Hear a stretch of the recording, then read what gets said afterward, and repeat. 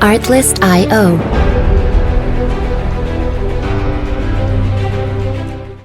Hola, ¿qué tal?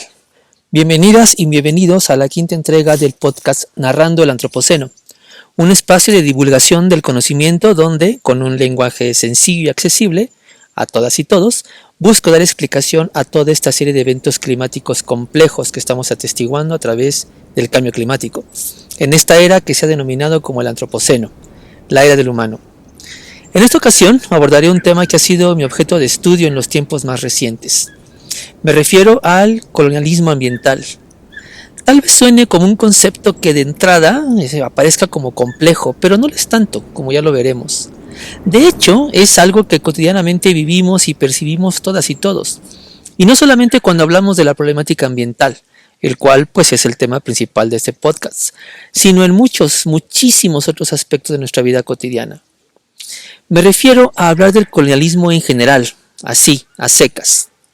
Vámonos entonces al inicio. ¿Qué es esto del colonialismo? ¿A qué nos referimos cuando utilizamos el término colonialismo? Les platico algo primero como para poder contextualizar.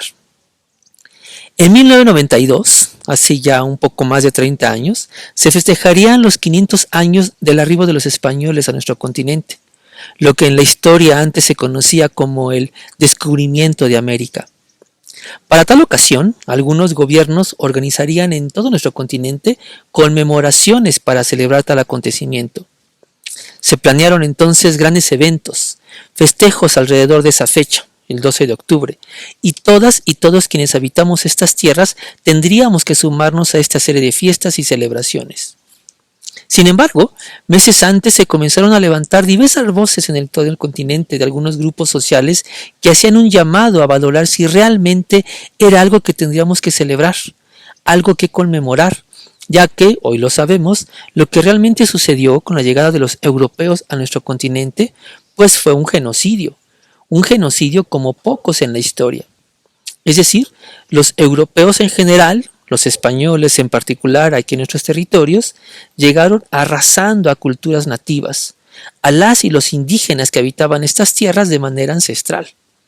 En algunas regiones incluso tal genocidio terminó por completo con la población nativa, como es el caso de las Islas Antillanas, lo que hoy son Jamaica, República Dominicana, Haití, Cuba, etc., donde este exterminio de la población original fue total y se tuvo que repoblar con esclavos traídos desde África, continente que, a su vez, también había sufrido el embate colonialista de los europeos.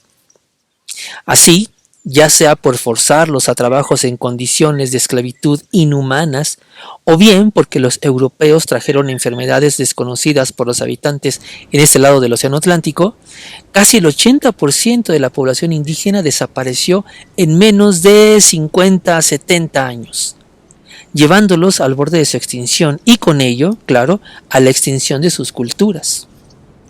Y el argumento era precisamente esto. Los europeos no descubrieron nada al llegar acá.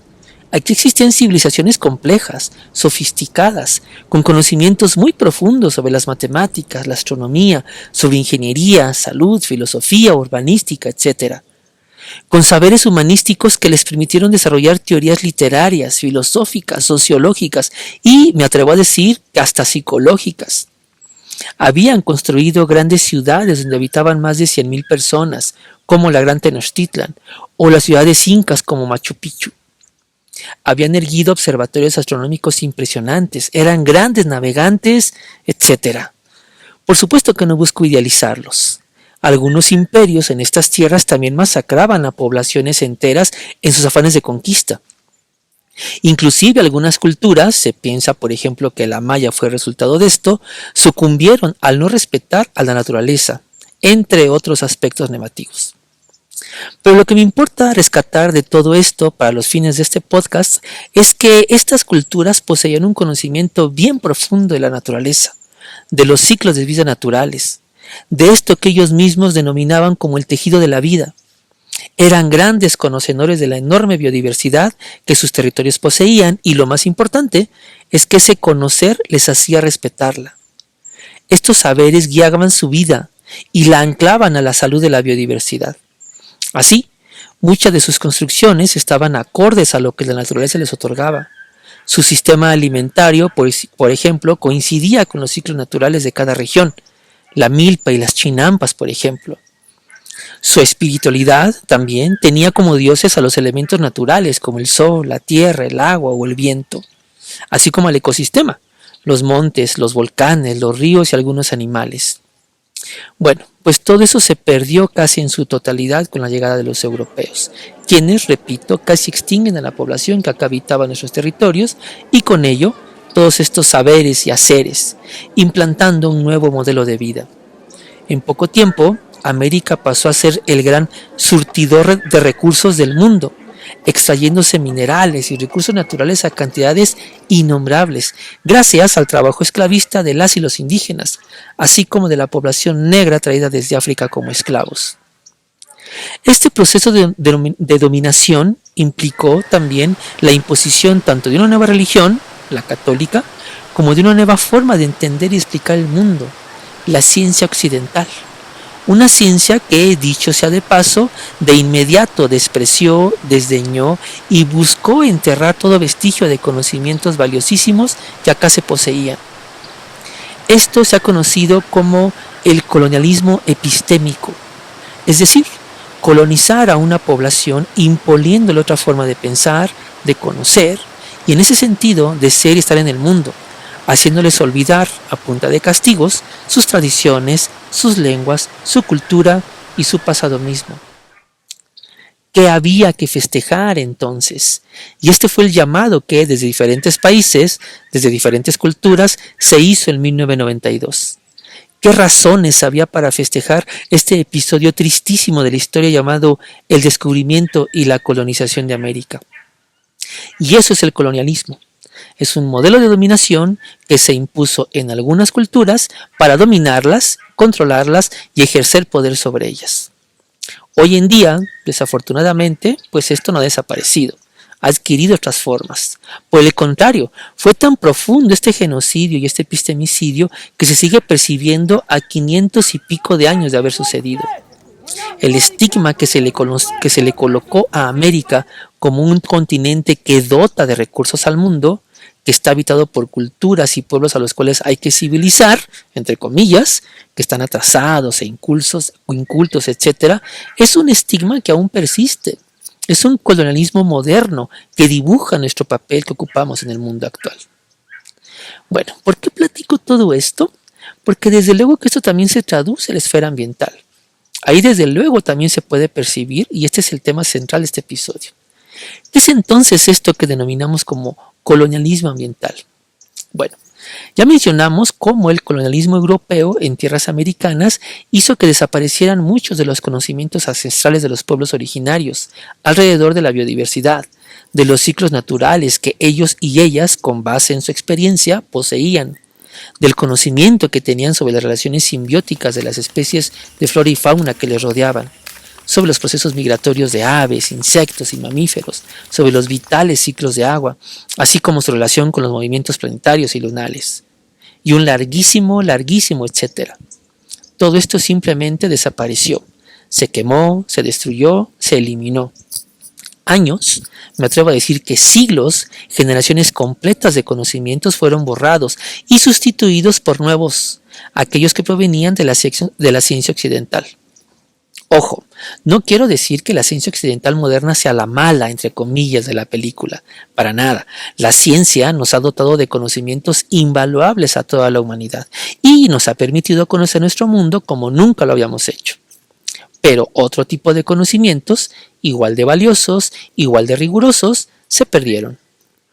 Hoy en día, afortunadamente, se han logrado rescatar algunos documentos sobre biología, zoología y medicina de estos pueblos que denotaban saberes profundos sobre diversos ecosistemas, así como de relaciones que se establecían entre los diferentes hábitats de acuerdo con las estaciones del año. Viajeros, al final de cuentas, estas culturas lograban compartir sus conocimientos con otras e intercambiaban estos saberes con diversos fines, medicinales, alimenticios, arquitectónicos, biológicos, etc. Esto es lo que denominamos como colonialismo ambiental. El colonialismo ambiental es el proceso de dominación de una visión en específica, la moderna, encabezada por los europeos, imponiéndose sobre otra u otras culturas, la de los pueblos originarios, desdeñándolas, minimizándolas, racializándolas, etc. Así, el saber de un pueblo sobre un proceso migratorio, sobre la salud de una especie arbórea o sobre un método de tratar el agua, si no cumple con los rigores que la ciencia marca, pues ese saber es desdeñado, es hecho a un lado, minimizado, soslayado y en algunas ocasiones hasta ridiculizado. Y esto es grave porque entonces la ciencia occidental moderna se coloca como la única que posee criterio de verdad, la única capaz de decidir qué sí y qué no es conocimiento válido. Al hacerlo, en automático le quita voz a ese saber, a esos conocimientos.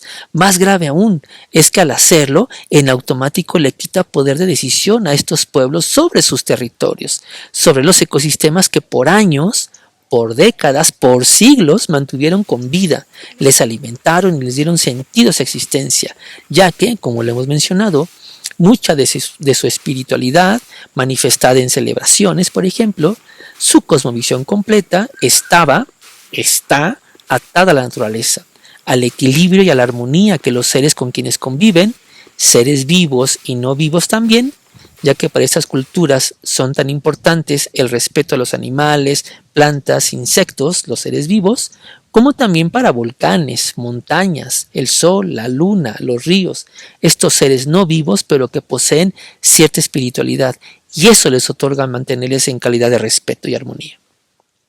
Somos los occidentales los que decidimos, gracias a que nuestros saberes son los únicos que imperan, qué hacer con los recursos, cómo explotarlos, cómo utilizarlos, qué especies son dignas de vivir con nosotras y nosotros y cuáles no, cuáles son prescindibles, a cuáles podemos extinguir, conscientemente o de manera indirecta, etc. Y el resultado de todo esto lo estamos percibiendo hoy en día. Nuestras decisiones sobre la naturaleza nos han llevado a una crisis ambiental sin precedentes, de dimensiones globales y con diagnósticos catastróficos, totalmente alarmantes. Hemos conducido a la naturaleza al borde de la extinción.